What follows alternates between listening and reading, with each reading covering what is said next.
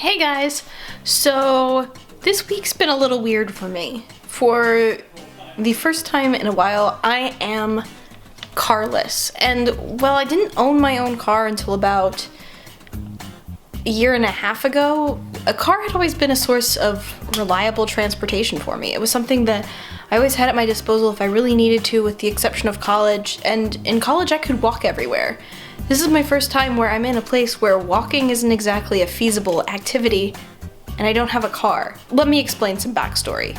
About 2 weeks ago, as I was coming out of work, I was going through the parking lot and got rear-ended by another coworker. He was at fault, so he's going to be paying for the repairs, but my car is going to be in the shop for the next week or so. The front end of my car has been put out of alignment. The entire front bumper has a nice little dent along it. There's a couple other things that are getting fixed while it's there. I've actually hit the point where I've been dreading every time that the dealership that has my car's name pops up, because there's usually something else that's wrong with my car. I've had 3 calls with them since I turned it in yesterday. I want to make sure that I have a functioning car that's going to work, that's going to last me a few more years, because I know I'm going to be holding on to this car for a while, and it's been a solid, reliable vehicle, so I should be taking care of it in return. But for the first time in a long time, I don't have a car, which has caused a lot of different problems for me. First of all, I didn't have reliable transportation to work, so I've been dependent on having my boyfriend drive me in. However, while working at the same company, he has a slightly different shift, so we both had to work out with our respective supervisors a time slot that we could both work. So he's coming in earlier than usual, and I'm staying later than usual. And while it's worked out okay, it's had further complications in the fact that it's a lot easier for me to not stay at home. I basically have been crashing at his place for the week. I have a whole bunch of stuff and suitcases that have been staying over here, and I accidentally turned in my apartment keys with my car keys when I went to repair it. Not the smartest decision on my part, but when it was 7 a.m. and I was just trying to get my car handed off, it wasn't something that was actually top of mind.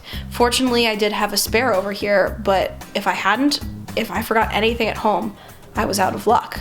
It's just kind of been interesting because it's one of those things that I've kind of taken for granted for a long time. I didn't think about having a car because it was just something that was there for me, and I love driving. I get a whole lot of enjoyment from going places, and be it a long road trip or a 5-minute trip up the road, I enjoy being behind the wheel.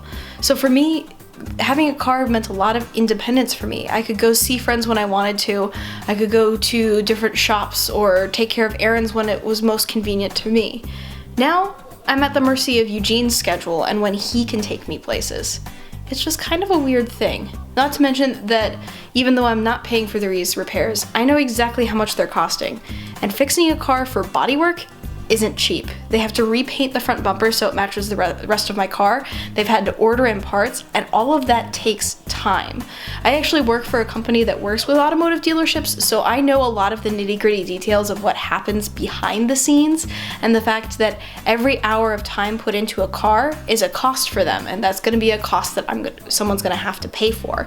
That's salaries, that's the training, that's all of the time and effort put into knowing what you're doing so you can repair a car properly. So it's one of those things where it's just making me really appreciate something I do have, but at the same time, it's making me kind of rethink what all goes into those things that I sometimes take for granted. In other news, I spent this past weekend up in Cleveland doing some fun wedding planning stuff.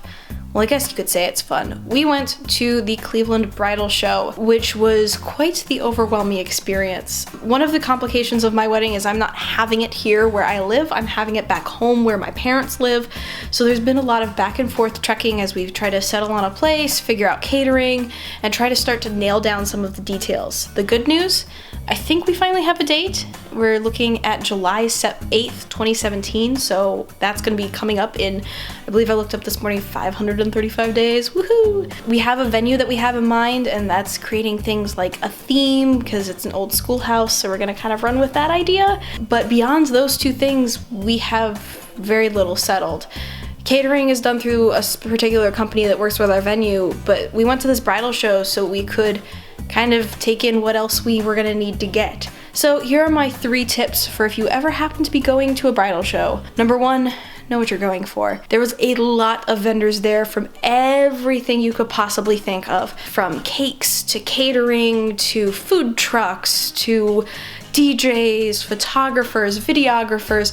There's a lot of things that I didn't even realize I needed for a wedding, and I probably don't need. We're probably gonna dodge a lot of these things. There were care packages for out-of-town guests that can explain what you can do in the area.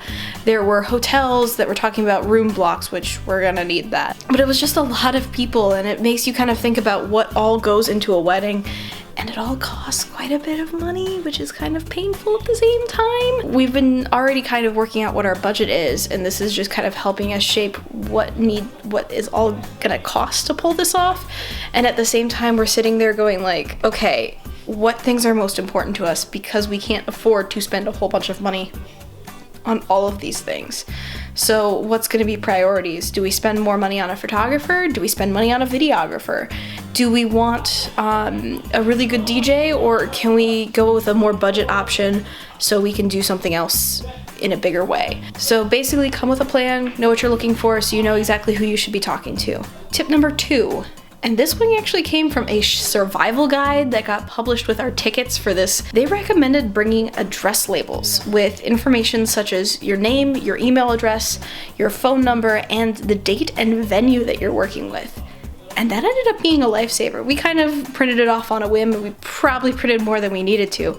But every time someone asked for our information and we were interested in working with them, I could just whip out my sheet of stickers and stick one on their list.